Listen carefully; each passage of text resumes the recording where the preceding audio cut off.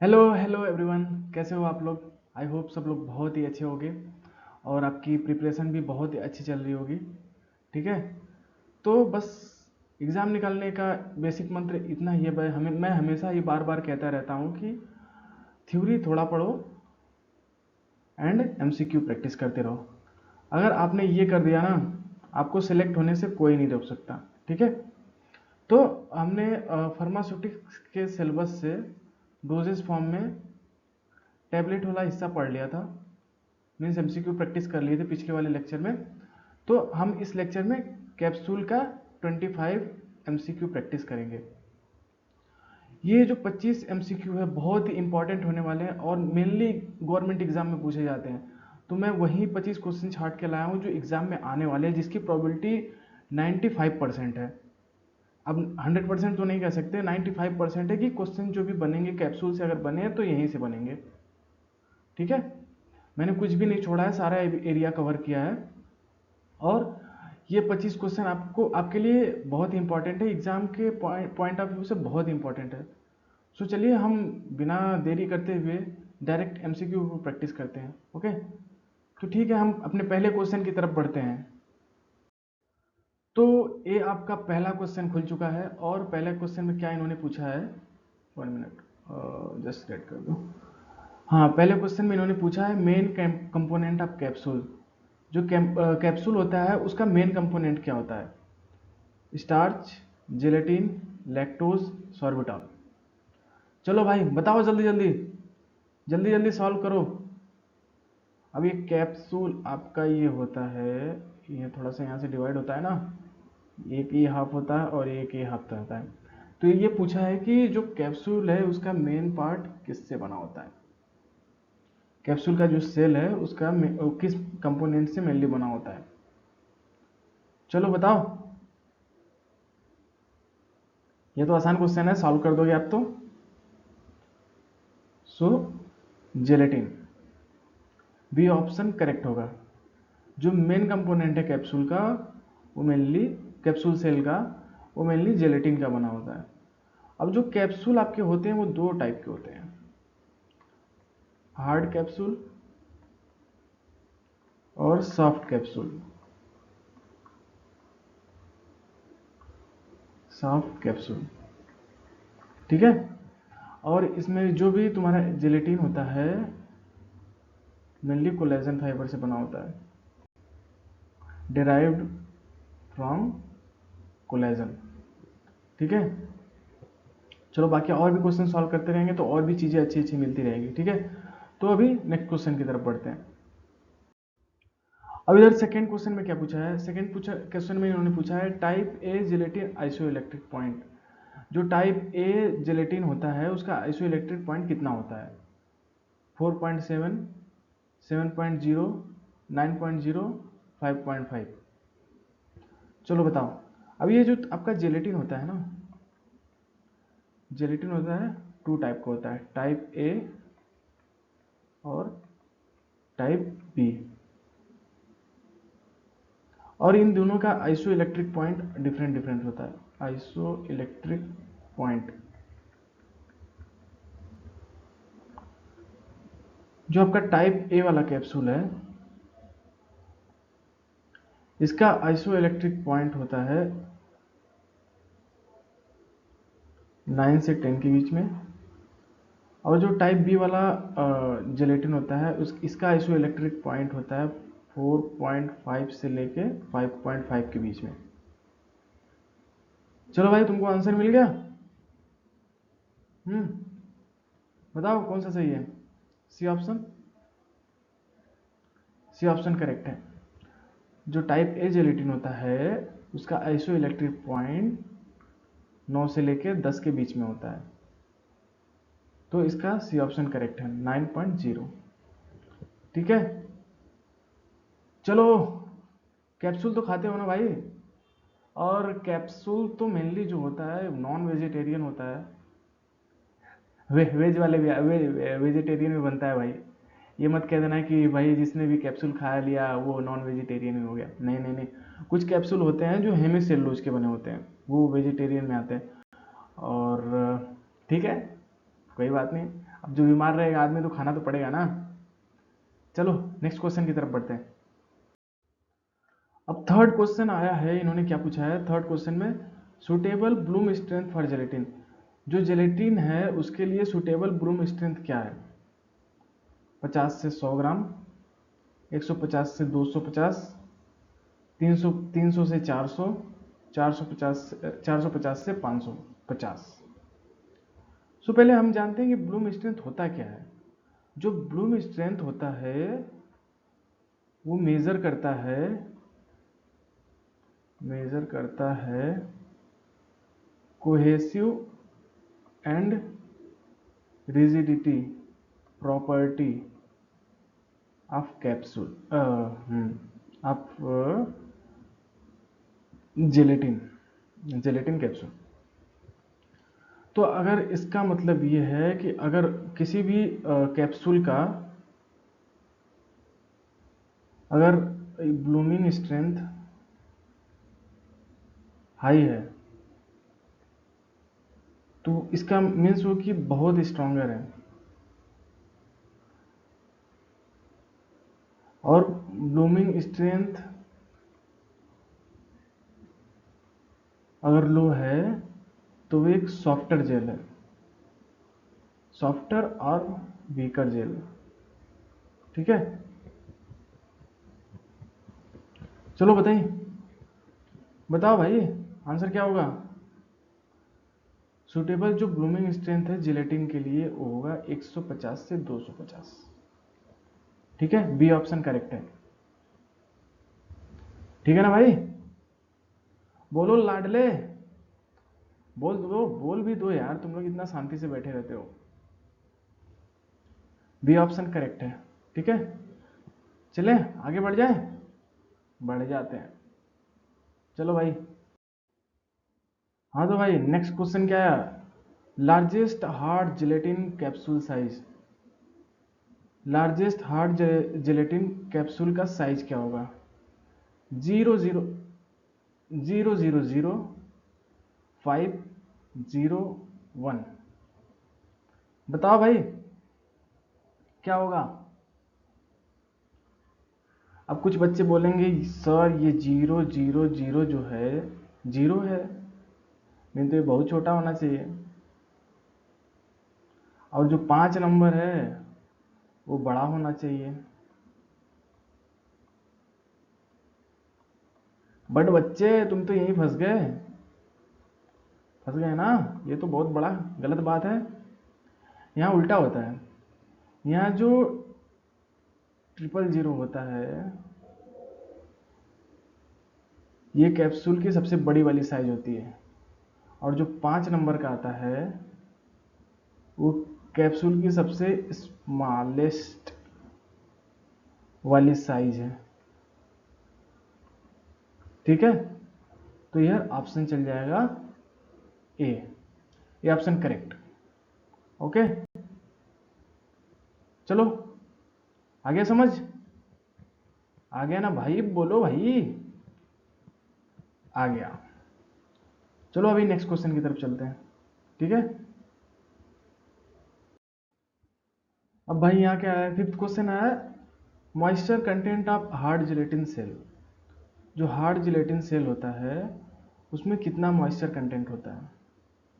5 से 10%, 3 से 16, भाई ये गलत दिया है, 13 से 16%। ये ऑप्शन 13 से 16% मान लो भैया, और 20 से 25%, 30 से 40%। चलो भाई जल्दी जल्दी बोलो। चलो तुमको एक इसमें मैं थोड़ा और एक्सप्लेनेशन देता हूँ। जो सॉफ्ट जेलेटिन कैप्सूल होते हैं उनमें जो मॉइस्चर कंटेंट होता है वो 20 से 25% होता है सॉफ्ट जेलेटिन कैप्सूल के लिए। ठीक है, चलो तो एक ऑप्शन तो आपका ऐसा ही निकल गया, बाकी बचे 3। 3 में छांटो भाई तुम, तुक्का लगाओगे क्या? कभी कभी लग जाते हैं, हमेशा नहीं लगता है। ठीक है, कभी कभी लगते हैं। चलो बताओ, तो यहाँ आपका बी ऑप्शन करेक्ट हो जाएगा। 13 से 16%, जो 13 से 16% होता है moisture in hard gelatin capsule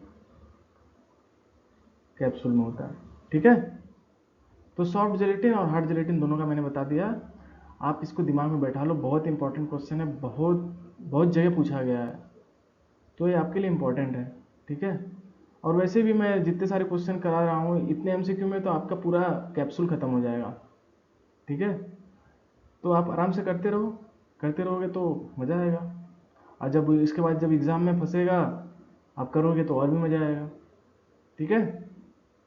चलो भाई आगे बढ़ते हैं। हाँ भाई क्या पूछा है नेक्स्ट क्वेश्चन में? Agent use to make shell opaque. कौन सा एजेंट यूज किया जाता है सेल के ओपेक को बनाने के लिए? सॉर्बिटॉल, टाइटेनियम डाइऑक्साइड, इसका फार्मूला होता है TiO2, मिथाइल पैराबिन, एकेसिया। चलो चलो चलो जल्दी बोलो भाई। पहले तुमको बता दूं सेल ओपेक होता क्या है। सेल ओपेक जो होता है वो बनाया जाता है कैप्सूल पे, ताकि उसके अंदर जो भी फोटो सेंसिटिव कंटेंट हो उसको डिग्रेडेशन से बचाने के लिए, डिग्रेडेशन से प्रिवेंट करने के लिए, ठीक है। तो इसलिए सेल ओपेक बनाया जाता है। और तुमको पता है ये जो हम यूज करते हैं सनस्क्रीन, जो सनस्क्रीन यूज करते हैं उसमें भी टाइटेनियम डाइऑक्साइड का यूज होता है, TiO2। सही हूँ भाई, आता है मुझे। हाँ चलो बताओ। अब तो आंसर भी बता दिया मैंने, तो बी ऑप्शन यहाँ इधर करेक्ट हो जाएगा, टाइटेनियम डाइऑक्साइड। समझ भैया? बोलो, समझ गए ना? टाइटेनियम डाइऑक्साइड सही है। और ये जो मिथाइल पैराबिन है, methyl paraben and propyl paraben, ये तो प्रिजर्वेटिव की तरह यूज होते हैं। प्रिजर्वेटिव मतलब किसी भी चीज़ को बचाने के लिए डिग्रेडेशन से प्रिजर्वेटिव की तरह यूज करते हैं, ठीक है। चलो समझ आ गया इतना, ठीक है। और मैंने हमेशा ही कहा है कि ये तुम्हारा जो भी प्रिजर्वेटिव है, डाइल्यूएंट है, बाइंडर है और तुम्हारा स्वीटनर एजेंट है, इन सब के क्लासिफिकेशन में जितने भी आते हैं भाई तुम उसको याद करके रख लो। वो ऐसे ऐसे क्वेश्चन है कि अगर तुमको याद है ना तो एक झटके में बन जाएंगे, अगर नहीं याद है तुम बना नहीं पाओगे कितना भी सोच लो, ठीक है। तो इसको याद करके रखो, ये बहुत इंपॉर्टेंट होने वाला है, बहुत सारे क्वेश्चन ऐसे मिलते हैं। खैर अगर याद कर लोगे तो अच्छी बात है, नहीं तो MCQ प्रैक्टिस करते करते तुम्हारी आदत हो जाएगी तो तुम सॉल्व कर सकते हो, ठीक है। चलो आगे बढ़ते हैं। हाँ भाई चलो, 7th क्वेश्चन क्या आया? Plasticizer in soft gelatin capsule, gelatin, glycerin, water, iron. चलो बताओ जल्दी। अब इधर तुम्हारा जो जो कैप्सूल होता है तुम्हारा, हार्ड जेलेटिन कैप्सूल होता है एंड सॉफ्ट जेलेटिन कैप्सूल।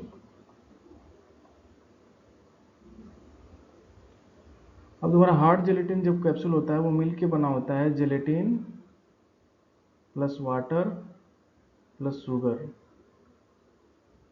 और जो सॉफ्ट जेलेटिन कैप्सूल होता है तुम्हारा, ये बना होता है मिलके gelatin plus glycerine plus water. चलो भाई अब आंसर मिला कि नहीं तुमको? अब यही जो तुम्हारा ग्लिसरीन है ये प्लास्टिसाइजर की तरह काम करता है, जो कि कैप्सूल की इलास्टिसिटी को बढ़ा देता है, ठीक है। तो बी ऑप्शन करेक्ट हो जाएगा। ओके भाई, सही है ना? चलो नेक्स्ट क्वेश्चन की तरफ चलते हैं।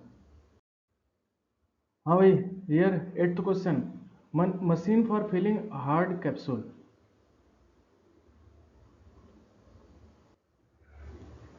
बताओ क्या होगा? रोटोफिल, एकोजेल, रोटोवास, इर्वेका। जो तुम्हारा मशीन होता है हार्ड कैप्सूल को भरने के लिए, वो मेनली क्या होता है? बताओ क्या होता है? मैं ही बता दूंगा सब। वो मेनली होता है रोटोफिल। ठीक है, बहुत ज़्यादा प्रोडक्शन करता है। ये ऑप्शन करेक्ट है। और ये क्या करता है? जो पेलेट होते हैं कैप्सूल में भरने के लिए, उसको ही फिल करता है रोटोफिल। तो ये ऑप्शन करेक्ट है। ठीक है, ये तो याद रखने वाली चीज़ है, तो तुमको याद ही रखना पड़ेगा, इसमें मैं कुछ समझा नहीं सकता। चलो भाई आगे चलते हैं। हाँ भाई, ये तो क्वेश्चन रिपीट हो गया है। Iso electric point of type 1 gelatin.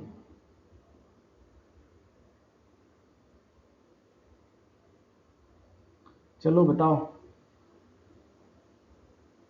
जो आइसो इलेक्ट्रिक पॉइंट है टाइप 1 जिलेटिन का क्या होता है? बताया था तुम्हारे, जिलेटिन दो प्रकार के होते हैं, टाइप 1, टाइप 2।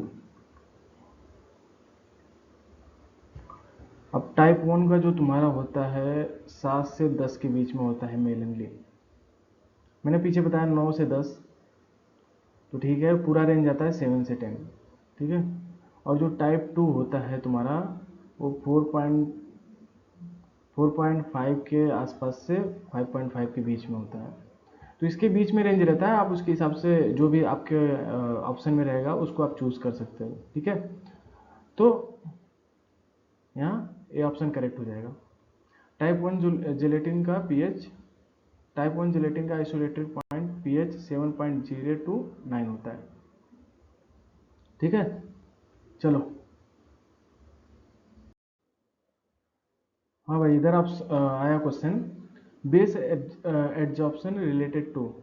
जो बेस एड्जॉर्प्शन है वो किससे रिलेट करता है? हार्ड कैप्सूल से, सॉफ्ट कैप्सूल से, टैबलेट से, सिरप से? बताओ बताओ बताओ भाई।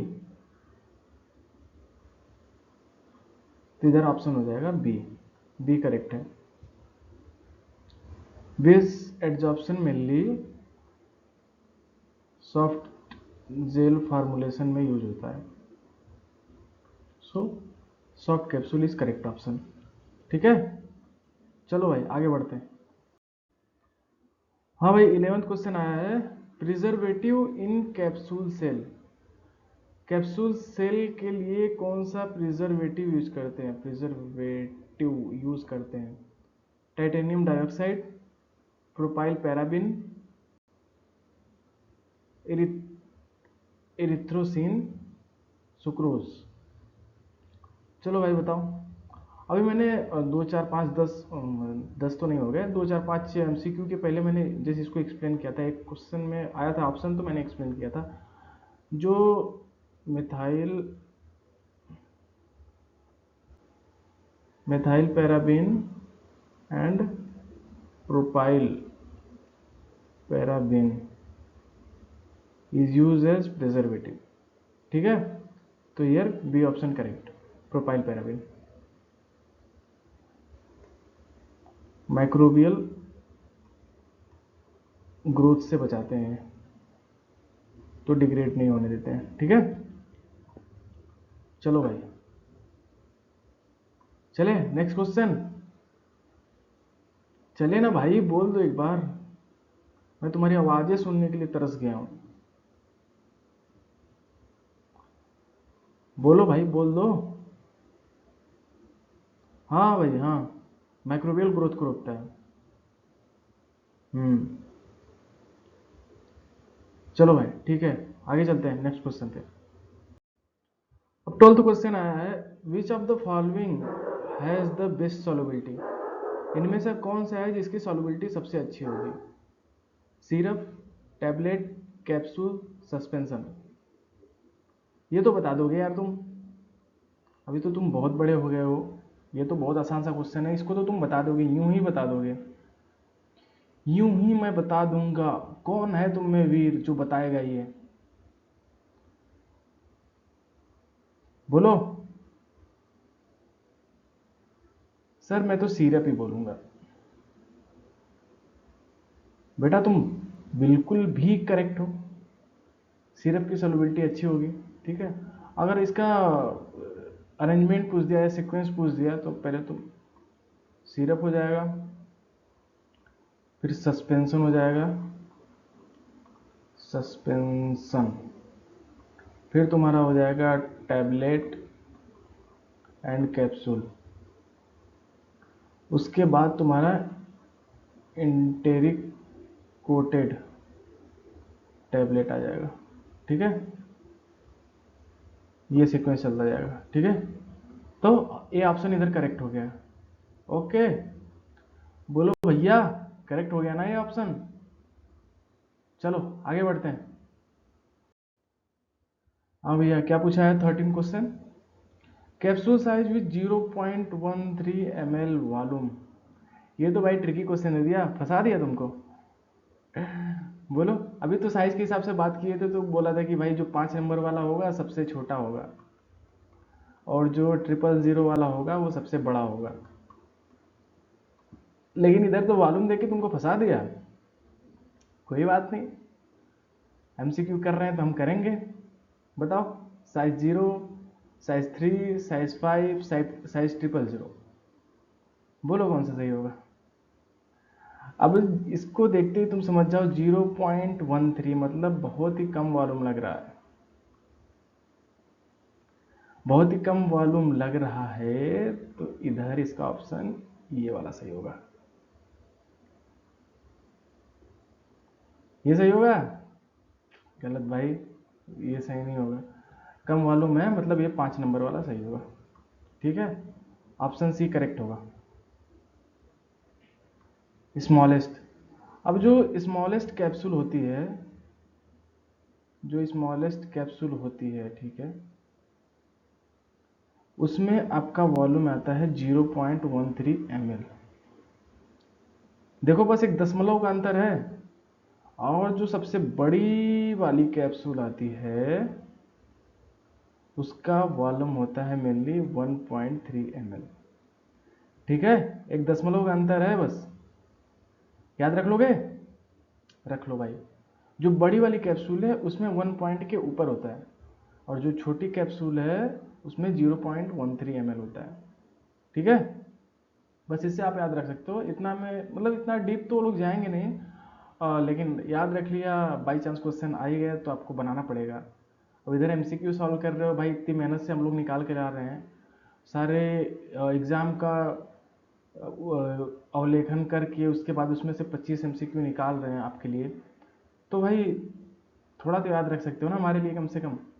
अपने लिए नहीं तो हमारे लिए कम से कम याद रखो भाई, याद रख के जाओ। अगर बाई चांस एग्ज़ाम में मिल गया तो भाई ये तुम ही सही करके आओगे, क्योंकि ये इतना कोई पढ़ाता नहीं है। ठीक है, चलो इधर पूछा है 14 question, manufacturing process for shells. जो सेल्स के लिए मैन्युफैक्चरिंग प्रोसेस होती है क्या होती है? Moulding, dipping, compression, extraction. चलो भाई बताओ जल्दी।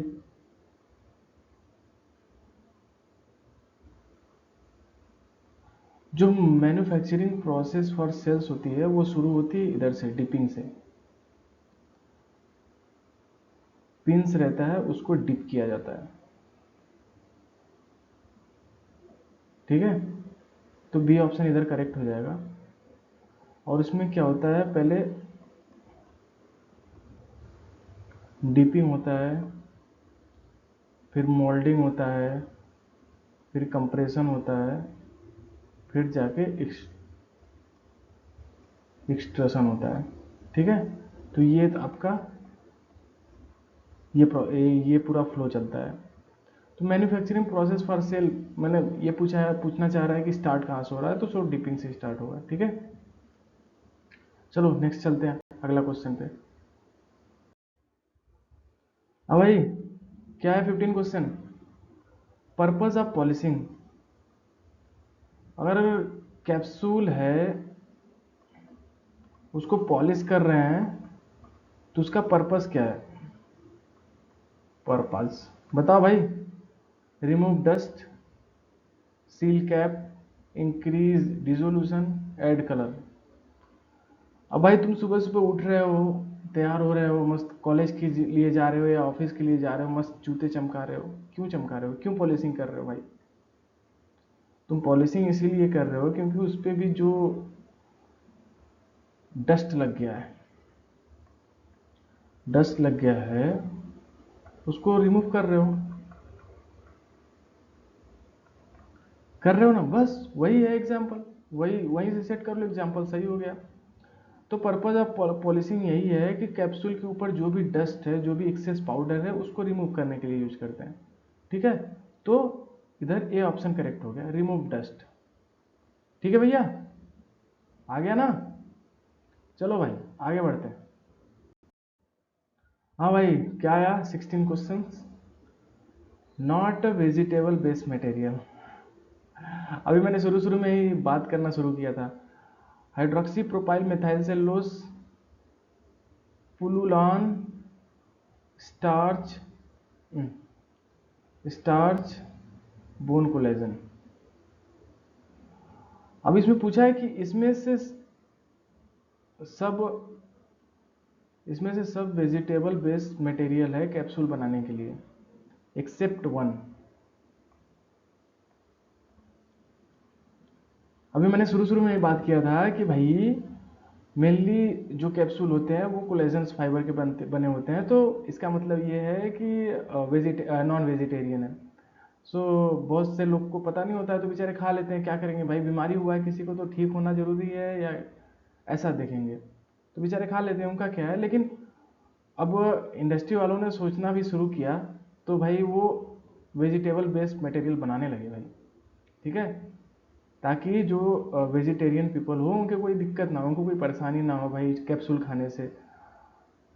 ठीक, तो बताओ भाई इसमें से क्या, कौन सा वेजिटेरियन नहीं है, मतलब कौन सा वेजिटेबल बेस्ड नहीं, वेजिटेरियन नहीं है? सीधा सीधा ही दिख रहा है भाई इसमें तो। Hydroxy propyl methyl cellulose, pullulan, starch, ये तीनों आपके वेजिटेबल बेस्ड है, वेजिटेरियन है। ये बोन कोलेजन आ गया ना, ये नॉन वेजिटेरियन बेस्ड है, नॉन वेजिटेरियन। तो बहुत सारे लोग हैं जो नॉन वेज खाते होंगे तो उनके लिए तो कोई फर्क ही नहीं पड़ता भाई, वेज रहे नॉन वेज रहे, हमको तो सब खाना है। ठीक है, लेकिन जो वेज होते हैं वो बेचारे बहुत सोचते हैं कि भाई खाए कि नहीं खाए, वेजिटेबल बेस्ड होगा कि नहीं होगा।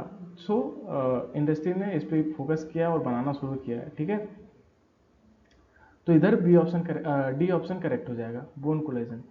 यही एक है जो नॉन वेजिटेरियन है, बाकी सब वेजिटेरियन है, वेजिटेरियन बेस्ड मटेरियल है। ठीक है, चलो भाई। हाँ, तो इधर क्वेश्चन आया था 17 क्वेश्चन, क्या कह रहा है? Soft gelatin capsule are best for, जो सॉफ्ट जेलेटिन कैप्सूल्स होते हैं वो किसके लिए बेस्ट होते हैं? बेस्ट हाइग्रोस्कोपिक मटेरियल के लिए जो पानी एब्जॉर्ब करता है, लिक्विड और सेमी सॉलिड के लिए, साल्ट के लिए, ऑक्सीडाइजर के लिए। बताओ किसके लिए होता है? ये तुम्हारा जो सॉफ्ट जेलेटिन कैप्सूल होता है वो मेनली आइडियल होता है नॉन एक्वस लिक्विड के लिए। ठीक है, जैसे अभी मार्केट में बहुत सारे एवियंस के विटामिन सी के टैबलेट आते हैं ना, विटामिन सी के, अरे सॉरी, विटामिन सी के कैप्सूल आते हैं ना, हरे कलर के होते हैं भैया। आजकल के बच्चे तो बहुत सारे बच्चे यूज कर रहे हैं विटामिन सी, डायरेक्ट फेस पे अप्लाई कर रहे हैं भाई, सुंदरता लाने के लिए। हैं, आप में से कोई यूज करता है क्या? मैं देखता हूँ ऐसे बहुत सारे बच्चे हैं जो अप्लाई करते हैं अपने फेस पे। मे भी, हालांकि विटामिन सी है तो कुछ तो फायदा करता ही होगा। हाँ, चलो भाई, अब तो बता दोगे ना कौन सा ऑप्शन सही है? Option B, liquid and semi solid. Soft gelatin capsule इसके लिए बेस्ट होता है। हालांकि आइडियल है नॉन एक्वस लिक्विड के लिए, बट अकॉर्डिंग टू ऑप्शन इसके लिए बेस्ट है लिक्विड एंड सेमी सॉलिड। ठीक है, चलो आगे बढ़ते हैं भाई। हाँ भाई, क्या क्वेश्चन है? Weight variation limit more than 300 mg। जो 300 mg से ज़्यादा का टेबलेट है उसमें जो वेट वेरिएशन होना चाहिए उसका लिमिट कितना होना चाहिए? 10%, 7.5%, 5%, 20%। अब इसमें भी बहुत सारी वैरायटी होती है, लाइक अगर 100 130 mg से कम का कैप्सूल है तो उसमें वेट वेरिएशन मेनली 10% का होता है, और 300 mg से ज़्यादा का, सॉरी कम का साइन रहना चाहिए ना, तुम लोग भी बताओ यार, गलती हो जाती है कभी कभी इंसान से। ये 300 से ज़्यादा का, अगर 300 mg से ज़्यादा का अगर टैबलेट है तो उसमें वेट वेरिएशन होना चाहिए 7.5% का। ठीक है, तो ईयर बी ऑप्शन करेक्ट हो जाएगा। और ये वेट वेरिएशन तो मेनली याद रखने की चीज़ है कि कितना, अगर कितना mg का कैप्सूल होगा तो कितना वेट वेरिएशन होगा, बस इतना आप याद रखना। मेनली 3 लाइन का है। ठीक है, अब इतना याद रख लोगे तो आराम से क्वेश्चन बन जाएंगे। हाँ भाई, बोलो लाडले, क्या है क्वेश्चन? What are स्पेंसूल्स? कहेंगे भैया अभी तो कैप्सूल के बारे में पढ़ा था, ये स्पेंसूल क्या क्या आ गए? ठीक है, ऑप्शन पढ़ देता हूँ। Soft gel, sustain release, enteric, rapid release. चलो भाई बताओ।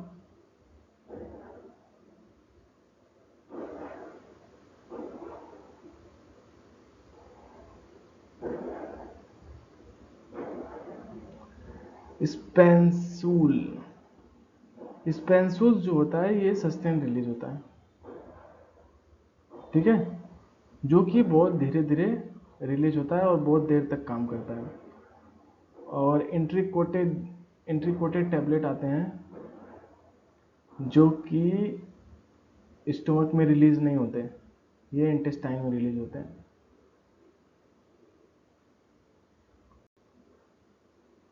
ठीक है, चलो अब 29 क्वेश्चन इधर बता रहा है कि सॉफ्ट स्टिकी सेल कंडीशन, जो सॉफ्ट और स्टिकी सेल का कंडीशन होता है वो क्या दिखाता है, क्या बताता है हमें? Brittleness, Bloom, hygroscopicity, liquefaction. अभी कोई भी कैप्सूल का सेल है जो स्टिकी हो गया या बहुत ज़्यादा सॉफ्ट हो गया तो क्या दिखा रहा है? ये दिखाता है हाइग्रोस्कोपिसिटी। हाइग्रोस्कोपिसिटी हाइग्रोस्कोपिसिटी का मतलब होता है कि जो जो सबस्टेंस वाटर को एब्जॉर्ब करता है।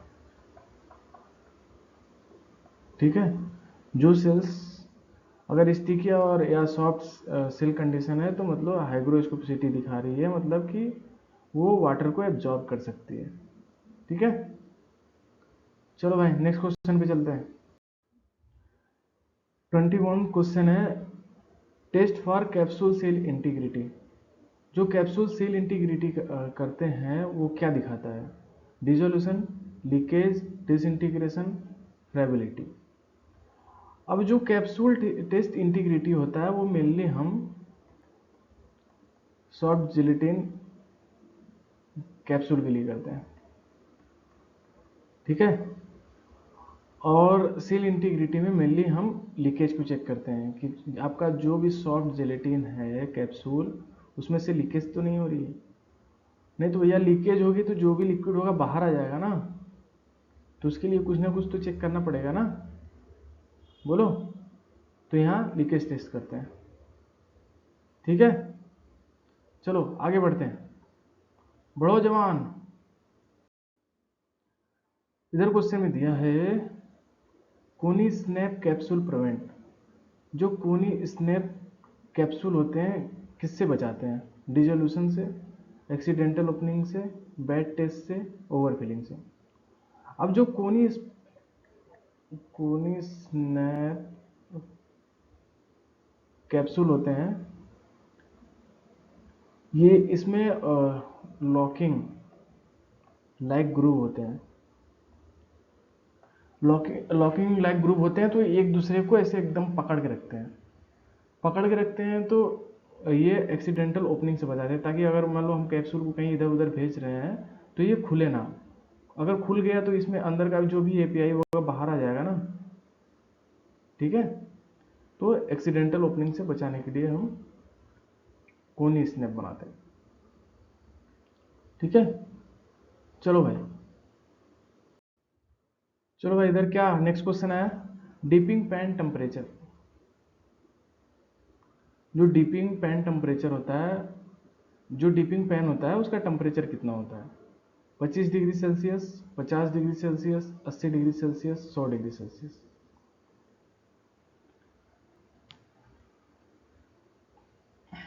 बताओ भाई, ये तो याद रखने वाली चीज़ है।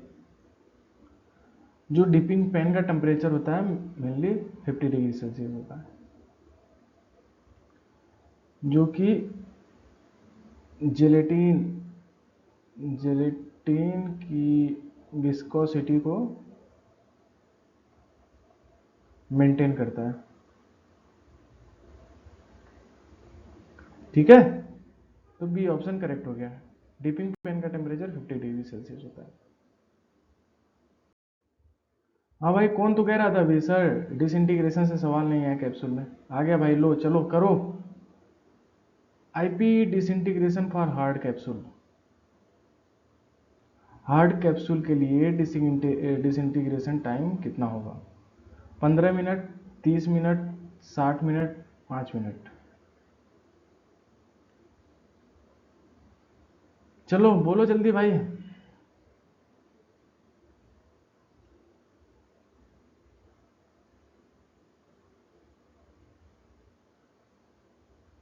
कल टैबलेट, उस दिन टैबलेट भी पढ़ाया था तो उसमें भी पूछा बताया था मैंने। चलो बताओ, टैबलेट का अगर अनकोटेड टैबलेट है, अन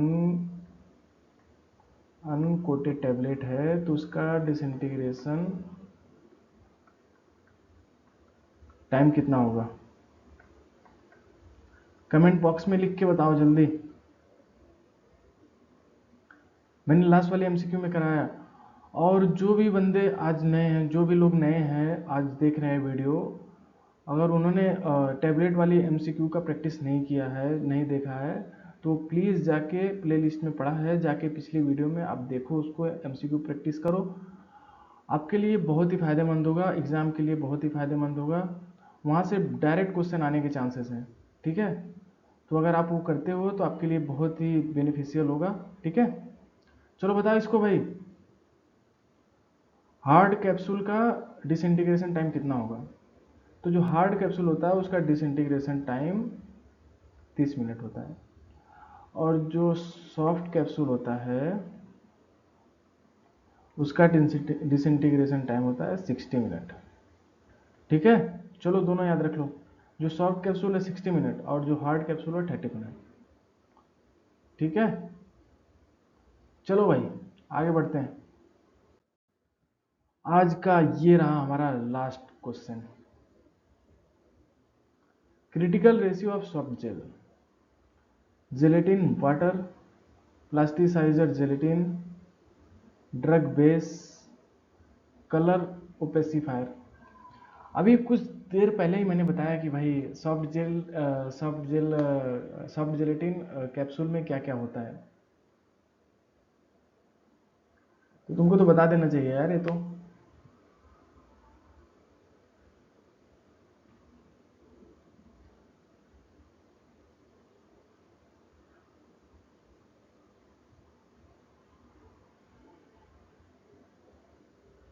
बोलो जल्दी। बी ऑप्शन करेक्ट हो जाएगा, ठीक है। प्लास्टिसाइजर एंड जेलेटिन, ये मेनली सेल के हार्डनेस को डिफाइन करता है।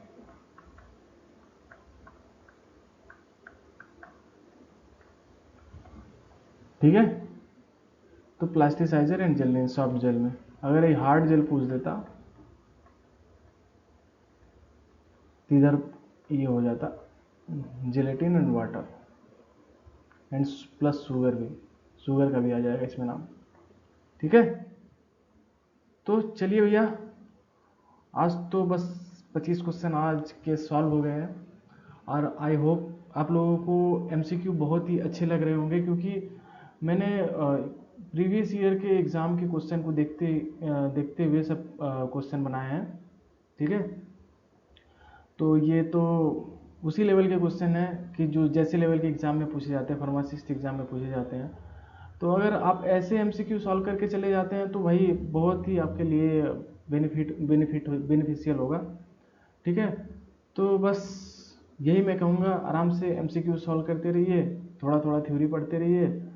अगर ईमानदारी से रोज़ थोड़ा थोड़ा भी पढ़ेंगे तो सिलेक्शन तो हो ही जाएगा। मैं हर वीडियो में यही बात कहता हूँ। हाँ, ठीक है। और अगर आज आप नए हो, अगर देख रहे हो, तो प्लीज़ चैनल को सब्सक्राइब कर दीजिए और वीडियो को लाइक कर दीजिए, ताकि हम आपके लिए ऐसे ही और भी वीडियो बनाते रहें। ठीक है, और जिन्होंने लास्ट वीडियो नहीं देखा है वो भी प्लेलिस्ट में जाके वीडियो देख सकते हैं। ठीक है, चलिए इसी के साथ मैं अलविदा लेता हूँ, फिर मिलूँगा नेक्स्ट लेक्चर में। Ta ta, bye bye.